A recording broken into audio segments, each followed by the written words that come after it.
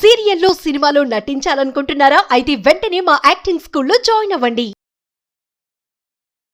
Welcome to Suman TV. నేను మీ Suman TV Nag. Kolkata ఇన్సిడెంట్కి సంబంధించినటువంటి వాటిలో రోజుకొక మలుపు, రోజుకొక ఇన్ఫర్మేషను అండ్ దీనికి సంబంధించినటువంటి వాటిలో దేశం మొత్తం చర్చించుకునే దాంట్లో ఈ రోజుకి కనుక మనం చూసుకుంటే సుప్రీంకోర్టు హీరింగ్స్ అయిపోయిన తర్వాత కూడా విధుల్లోకి జాయిన్ అవ్వమంటే ఇవాళ ప్రొటెస్టులు ఎవరూ కూడా విధుల్లోకి జాయిన్ అవ్వకుండా ఇప్పటికీ రోడ్డు మీదకి వచ్చేసి నిరసన వ్యక్తం చేస్తూ ఉన్నారు.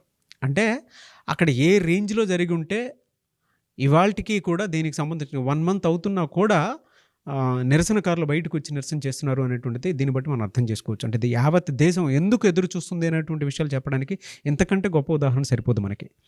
సో అది ఇప్పుడు ఉన్నటువంటి అప్డేట్స్ వరకు కనుక మనం చూసుకుంటే ఏం జరిగింది అనేది ఈరోజు మనతో పాటు హైకోర్టు అడ్వకేట్ రవీంద్రనాథ్ గారు ఉన్నారు. వారి మాటలు అడిగి తెలుసుకుందాం. Hello sir. హాయ్ అండి నాగరాజ్ గారు. సార్, ఇప్పటి వరకు జరిగినటువంటి 30 days అయిపోయిందండి, 1 month అయిపోయింది దీనికి సంబంధించి. సో ఇప్పటి వరకు ఉన్నటువంటి అప్డేట్స్ ప్రకారం కనుక మనం చూస్తే ఏ విధంగా ఉందంటారు? ఇప్పటి వరకు అప్డేట్స్ విషయానికన్నా ముందు నిన్న సుప్రీంకోర్టులో ట్రయల్స్ అయిన తర్వాత ఈరోజు కొన్ని చకచక పరిణామాలు అయితే బాగా అద్భుతమైన మార్పులు అయితే జరగడం జరిగింది. ఈరోజు సెప్టెంబర్ 10వ తారీఖున జరిగిన సంఘటన సంబంధించి చెప్తున్నాను. ముఖ్యంగా ఆర్జికర్ మెడికల్ కాలేజీలో ఉన్నటువంటి కొత్త ప్రిన్సిపాల్, అంటే సందీప్ ఘోష్ గారి ప్లేస్లో వచ్చినటువంటి కొత్త ప్రిన్సిపాల్ మానస బందోపాధ్యాయ గారు ఒక ఇనిషియేటివ్ స్టెప్ తీసుకున్నారు ఈరోజు. ఆ కాలేజీలో చాలామంది డాక్టర్లు ఉంటారు. అయితే ఈ డాక్టర్లలో కొంతమంది, ఒక 51 మంది డాక్టర్లకి ఈరోజు నోటీసులు ఇచ్చారు మానస బందోపాధ్యాయ. డాక్టర్స్కి, resident doctors, training doctors, working faculty, రకరకాల అన్ని పోస్టులు కలిపి నేను చెప్తున్నాను. 51 మంది డాక్టర్లకి ఒక నోటీస్ ఇవ్వడం జరిగింది. ఎందుకంటే ఈ జరిగిన 1 monthలో కొంతమంది వీళ్ళని అంటే ఈ డాక్టర్స్ కొంతమందిని ప్రభావితం చేశారు. భయపెట్టే విధంగా కొన్ని లేనిపోని రకరకాల న్యూసెస్, అంటే అన్కండిషనల్ లేకుండా, అంటే ఎటువంటి భయం లేకుండా ప్రజల్ని భయభ్రాంతుల గురించి చేసే విధంగా రకరకాల అప్రజాస్వామికమైన పనులు చేసి పెట్టారు వీళ్ళు. ఈ 51 మంది డాక్టర్ని ఈరోజు మానస బందోపాధ్యాయ గారు ఏం చేశారంటే ఒక నోటీస్ ఇష్యూ చేసి రేపు సెప్టెంబర్ 11వ తారీఖు సాయంత్రం 5 గంటల్లోగా వీళ్ళందరినీ కూడా ఒక డిసిప్లినరీ కమిటీ వేశారు. ఆ కమిటీ ముందు మీరందరూ కూడా అటెండ్ అవ్వాలి, మీ యొక్క ఎక్స్ప్లెనేషన్ చెప్పుకోవాలి, లేకపోతే మిమ్మల్ని విధుల నుంచి తొలగించే అవకాశం ఉంటుంది. కాబట్టి రేపు సెప్టెంబర్ 11వ అందరూ వచ్చి అటెండ్ అవ్వాలి అని చెప్పి ఒక గట్టిగా స్ట్రాంగ్గా నోటీస్ ఇవ్వడం జరిగింది నిన్న మానస బందోపాధ్యాయ గారు ఆర్జికర్ మెడికల్ కాలేజీ నుంచి. అంటే ఇది ఎందుకు ఇంత కీలకం అయిందంటే ఆర్జికర్ మెడికల్ కాలేజ్ యొక్క ప్రక్షాళన స్టార్ట్ అయింది. ఎక్కడ కాలేజీ అయితే ప్రాబ్లం స్టార్ట్ అయిందో, యావత్ కాలేజీలకి ఇలాంటివి జరుగుతున్నాయని ఎప్పుడైతే తెలిసిందో ఈరోజు ఈ కాలేజీ ద్వారా ఒక ప్రక్షాళన స్టార్ట్ అయింది అని మేమైతే నమ్ముతున్నాం నాగరాజు గారు. నో డౌట్ ప్రక్షాళన మొదలైంది. అంటే ఎక్కడైతే మనం సుప్రీంకోర్టు ఏదైతే టాస్క్ ఫోర్స్ వాళ్ళు కేటాయించారో ఒక కమిటీ, ఆ 10 members కమిటీ ఏదైతే చేశారో బహుశా ముందేంటంటే ఉన్నటువంటి కలుపు మొక్కలను తొలగిస్తే కానీ దీన్ని ప్రక్షాళన స్టార్ట్ అవ్వదన్న ఉద్దేశంతో మానస బందోపాధ్యాయ గారు ఆల్రెడీ ఇతను ఒకసారి సందీప్ ఘోష్ గారు లాస్ట్ ఇయర్లో ఎప్పుడైతే సస్పెండ్ అయ్యి నేషనల్ మెడికల్ కాలేజీకి వెళ్ళారో ఆ టైంలో కూడా ఇతను మానస బందోపాధ్యాయ గారు వర్క్ చేశారు. ఎగైన్ మరలా ఇప్పుడు ఈ కాలేజీలో మానస బందోపాధ్యాయ గారు పనిచేయడం అన్నది ఆయన తీసుకున్న ఇనిషియేటివ్ స్టెప్ అని చాలామంది డాక్టర్లు యాక్సెప్ట్ చేస్తున్నారు. దీనికి సంబంధించి ముఖ్యంగా IME అంటే ఇండియన్ మెడికల్ అసోసియేషన్ వాళ్ళు కూడా చాలా అద్భుతంగా రెస్పాండ్ అయ్యారు దీనికి సంబంధించిన ఈ నోటీస్ సంబంధించి. నెంబర్ 2 సందీప్ ఘోష్ విషయం. సందీప్ ఘోష్ గారిని ఇవాళ పోలీసులు CBI కోర్టు ముందు హాజరుపరచడం జరిగింది. సెల్డా హైకోర్టుకి వాళ్ళు సెల్డా కోర్టు. సెల్డా కోర్టులో చాలాసేపు ట్రయల్స్ జరిగాయి సందీప్ ఘోష్కి సంబంధించి, ఈ ఫినాన్షియల్ ఇర్రెగ్యులర్ సంబంధించి చాలాసేపు ఈ వాళ్ళ దగ్గర ఉన్న ఇంట్రాగేషన్స్, ఇన్వెస్టిగేషన్స్ ఏవైతే చేశారో దీనికి సంబంధించి ఈరోజు సెల్డా కోర్టులో చాలాసేపు డిస్కషన్ జరిగాయి. చాలా ప్రూఫ్స్, ఎవిడెన్సెస్ అన్నీ కూడా సబ్మిట్ చేయడం జరిగింది. ఎగైన్ మరలా ఫైనల్గా ఏం చేశారంటే సాయంత్రం 4:20 ఈయనకి మరొక సెప్టెంబర్ 23rd వరకు జ్యుడిషియల్ కస్టడీని ఎక్స్టెన్షన్ చేస్తూ ఈరోజు జడ్జి గారు తీర్పు ఇవ్వడం జరిగింది సందీప్ ఘోష్ గారికి. మరలా చుక్కెదురైందని కోర్టులో. ఆయన బెయిల్కి ట్రై చేస్తున్నారు కానీ బెయిల్స్ కష్టం యాక్చువల్గా, as being an legal proceedings ప్రకారం చాలా కష్టంగా ఉంది. But at the same time ఆయనకి ఈరోజు సెప్టెంబర్ 23rd వరకు కూడా ఆయనకి మరలా జ్యుడిషియల్ కస్టడీ పొడిగించమని చెప్పారు. బట్ ఆ జ్యుడిషియల్ కస్టడీ టైమింగ్స్, ఆ విధి విధానం అంతా కూడా ఒక ప్రొసీడింగ్స్ ప్రకారం ఆయనకి జరుగుతూ ఉంటుంది. దీనిలో ఖచ్చితంగా ఆయన ఇబ్బందులకు గురయ్యే పరిస్థితి ఉంటుంది. సందీప్ ఘోష్ గారి యొక్క సిచ్యువేషన్స్ అన్నాయి, మరి దీనికి ఆ రేప్ కేసుకి ఇంటర్లింక్స్ ఉన్నాయా లేదండి మనకి తొందరలో తెలిసే అవకాశం కూడా ఉంటుంది. ఇదిలా ఉండగా థర్డ్ పాయింట్ మనం చెప్పుకోవాలంటే సందీప్ ఘోష్ మీద జరిగిన ఎన్ఫోర్స్మెంట్ దాడులు, అంటే ఆర్థిక అక్రమార్జనలు. ఒక ప్రభుత్వ ఉద్యోగి ప్రైవేట్గా అంటే గవర్నమెంట్కి తెలియకుండా గవర్నమెంట్ నుంచి పొందినటువంటి ఇన్కమ్ని తన సొంత ఆస్తుల్ని ఎలా అయితే కూడబెట్టుకున్నారో చాలా కూడబెట్టుకున్న మనం ఇంతకుముందు గడచిన వీడియోలు చెప్పడం కూడా జరిగింది. ఈరోజు మరలా ఈడీ వాళ్ళు కూడా ఇంతకుముందు జరిగిన ప్లేసులతో పాటు మరొక 11 ప్రాంతాల్లో ఈడీలు ఎన్ఫోర్స్మెంట్ డైరెక్టరేట్ ఈరోజు దాడులు చేశారు. దీనిలో ప్రధానంగా ఆపరేటర్గా పనిచేస్తున్నటువంటి ప్రసూన్ చటర్జీని ఈరోజు అదనంగా తీసుకున్నారు. ఆయన్ని కూడా అదుపులో తీసుకున్నారు. ఆర్థిక అవకతవకలకు సంబంధించి ముఖ్యంగా వీళ్ళు ఎక్కడైతే దాడులు చేశారో, ముఖ్యంగా క్యానింగ్ ఏరియా దాడులు చేశారు, బల్గేరియా ప్రాంతంలో సంబంధించిన దాడులు చేశారు. ఇట్లా ఈయనకి ఎక్కడెక్కడైతే ఆస్తులు ఉన్నాయో, ఎక్కడైతే గుర్తించారో ఆ ప్రతి ప్రదేశంలో కూడా అటాక్స్ చేశారు. అక్కడ దొరికినటువంటి ఆ పేపర్స్ లిస్టుని తీసుకుని అందులో ప్రసూన్ చటర్జీ అనే ఒక వ్యక్తిని ఈరోజు ఇంటర్గేషన్లో ఆయన కస్టడీలో తీసుకున్నారు. ఆయన చిత్తరంజన్ మెడికల్ కాలేజ్ ఉన్నటువంటి ఆయన ఒక ఆపరేటర్గా తెలుస్తుంది మనకి దీనికి సంబంధించి. సో సందీప్ ఘోష్కి అయితే ఒక విధంగా చెప్పాలంటే అష్టదిగ్బంధనం స్టార్ట్ అయింది. మరి ఆ ఇంటర్గేషన్లో ఉన్నటువంటి డీటెయిల్స్ అన్నవి మనకి బహుశా తొందరలోనే తెలిసే అవకాశం కూడా ఉంటుంది నాగరాజు గారు దీనికి సంబంధించి. నిన్న సుప్రీంకోర్టు ట్రయల్స్లో భాగంగా ఒక ఇంట్రెస్టింగ్ డిస్కషన్ అయితే మనం చూసామండి లైవ్ డిస్కషన్లో నాగరాజు గారు. ఆ లైవ్ డిస్కషన్లో ఎలా అంటే ఓవైపు గవర్నమెంట్ రిప్రజెంట్ చేసుకున్న కపిల్ సిబాల్ గారు మాట్లాడుతున్నారు, మరోవైపు సిబిఐ నుంచి ఉన్నటువంటి అడ్వకేట్స్ మాట్లాడుతున్నారు, అలాగే ఈ కేసుకు సంబంధించిన మరికొంతమంది అడ్వకేట్స్ అక్కడ గ్రూప్ ఆఫ్ అడ్వకేట్స్ మాట్లాడుతున్నారు. పైన ధర్మాసనం పైన ఉన్నటువంటి ముగ్గురు జేపీ పార్దీవాలా కావచ్చు, లేకపోతే Manoj Mishra, Pardiwala and chief justice అయినటువంటి చంద్రచూడ్ గారు కూడా కూర్చొని డిస్కషన్స్ అవుతున్నాయి. ఇందులో ఈ డిస్కషన్స్ చాలా ప్లెజెంట్గా జరుగుతాయి. అంటే మనం మాట్లాడుకున్నంత ఆవేశపూరితంగా ఉండవు అక్కడ డిస్కషన్స్ అనేవి. చాలా ప్లెజెంట్గా 1 by 1 ఒక డిఫెన్స్ వాళ్ళు ఒక వర్డ్ చెప్తే దానికి ఎగ్నిస్ట్ పేపర్ సబ్మిషన్ చేయడం ఇలా ఉంటుంది అక్కడ డిస్కషన్స్ అన్నీ కూడా సుప్రీంకోర్టు లైవ్లో. అయితే ఇందులో ఈ డిస్కషన్ అవుతునేటప్పుడు కపిల్ సిబాల్ గారు గవర్నమెంట్ తరఫున మాట్లాడుతూ ఉంటే ఈ సిబిఐ నుంచి రిప్రజెంటేషన్ చేస్తున్న మెడికల్ డిపార్ట్మెంట్ నుంచి ఎవరైతే అడ్వకేట్స్ ఉన్నారో అతను కౌస్తుబ్ బాగ్చి అని, ఆ కౌస్తుబ్ బాగ్చి అనే ఒక అడ్వకేట్ గారు కొద్దిగా సీరియస్గా మాట్లాడడం జరిగింది. ఏ ఉద్దేశంతో అంటే దాన్ని ఫునిటివ్ ట్రాన్స్ఫర్ అంటారు. ఫునిటివ్ ట్రాన్స్ఫర్ అంటారు దీన్ని. అంటే ఏంటంటే చట్టబద్ధత లేనటువంటి ట్రాన్స్ఫర్ చేయడం, అంటే బదిలీ చేయడం అనమాట. ట్రాన్స్ఫర్స్ చేస్తూ అంటే ఎట్లాంటి బదిలీ అంటే ఏదైనా క్రిటికల్ సిచ్యువేషన్స్ వచ్చేటప్పుడు వితౌట్ ఎనీ ప్రయారిటీ లేకుండా ఇమీడియట్గా ట్రాన్స్ఫర్ చేసే విధానం మీద బహుశా అటువంటిది ఏదో డాక్టర్స్ ఫేస్ చేసినట్టున్నారు ఇష్యూ సంబంధించి. అయితే ఈ కౌస్తుబ్ బాగ్చి గారు ఏం చేశారంటే చాలా సీరియస్గా ఆ సిచ్యువేషన్ అంతా ఒక కూల్ మోడ్లో జరుగుతుంది. కపిల్ సిబాల్ గారు అపార మేధావి, సుప్రీంకోర్టులో ఆల్మోస్ట్ మోర్ దాన్ 27 years నుంచి నంబర్ ఆఫ్ కేసెస్ చూశారు. అసలు అవతల వాళ్ళని ఎట్లా డిఫెన్స్లో నెట్టాడో ఆయన తెలుసు. ఒక కీ పాయింట్ రిలీజ్ చేస్తారు, అవతల వాళ్ళు ఆవేశపడేట్టుగా చేస్తారు. ఆవేశపడిన తర్వాత తమాషా చూస్తారు. ఇది కపిల్ సిబాల్ గారికి ఉన్న నేచర్ అది. ఒకప్పుడు రామ్ జత్మాలి గారికి ఉండేది. మేము అప్పుడు లైవ్ టెలికాస్ట్ లేవు, బట్ మేము చదివేవాళ్ళం పుస్తకాల్లో. రామ్ జత్మాలి గారు కానీ లేకపోతే పాల్కీవాలా ఇట్లాంటి మహామౌలు వాళ్ళ సైటేషన్స్ మేము చదివేటప్పుడు మాకు అర్థం అవుతుంది. అట్లాంటి సిచ్యువేషను నేను ఇంట్రెస్టింగ్ పాయింట్ ఒకటి మనం చూడడం జరిగింది సుప్రీంకోర్టులో.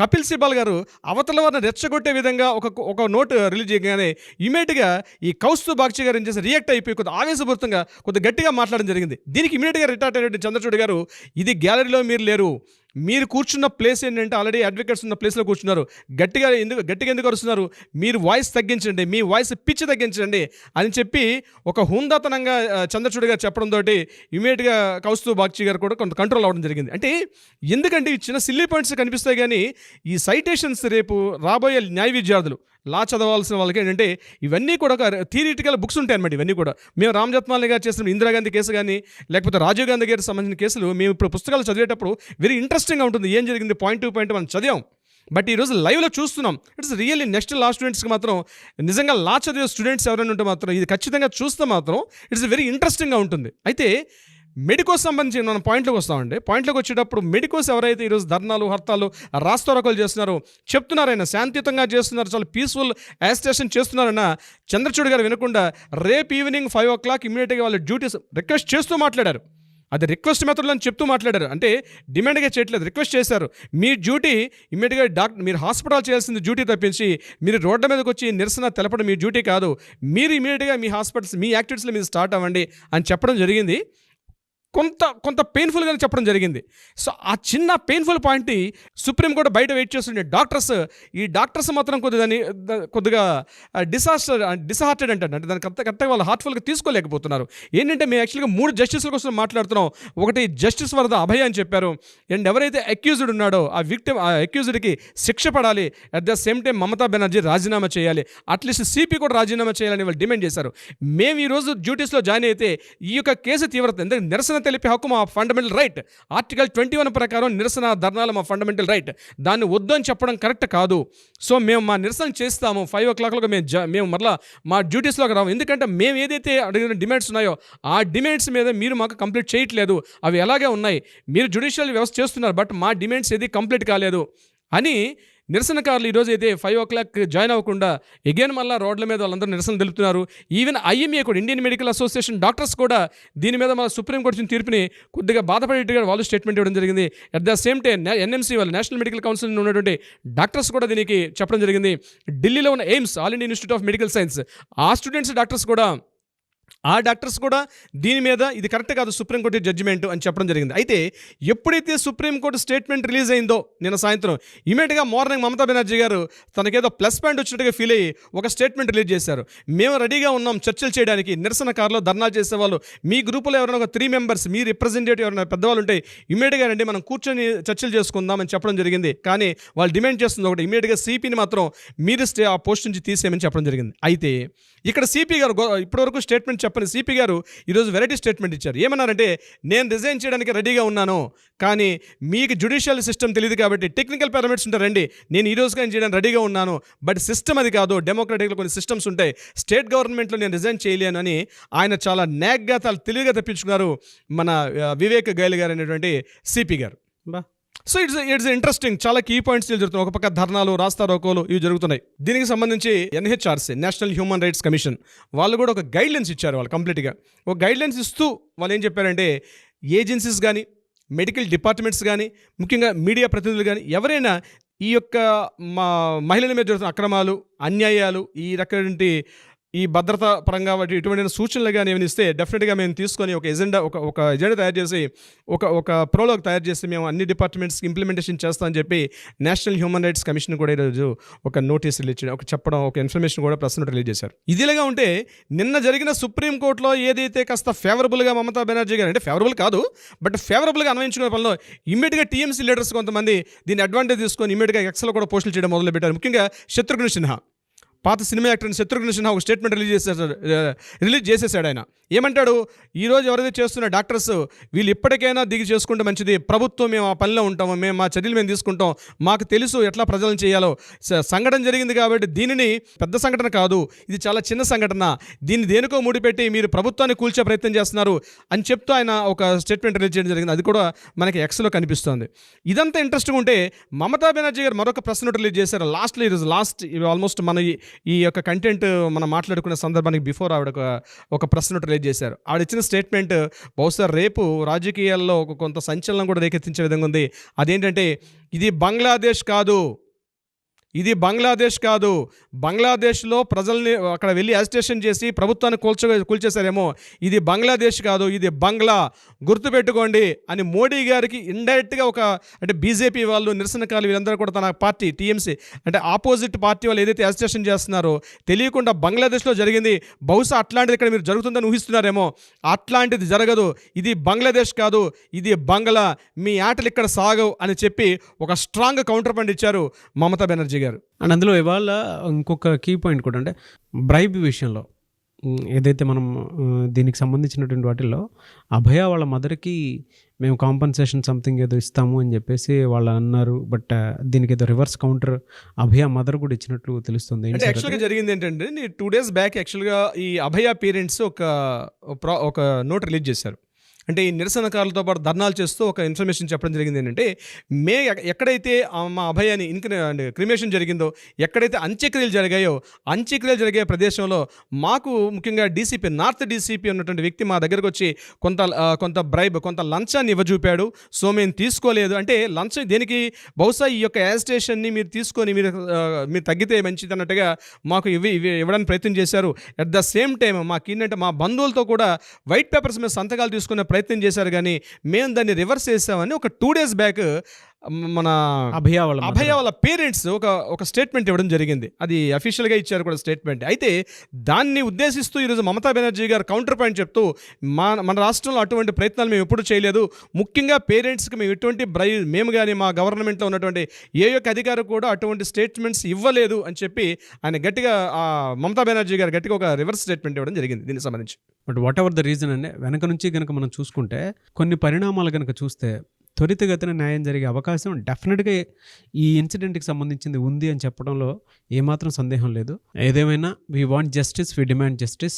Thank you so much Ravindranath గారు. Thank you so much Nagaraj గారు.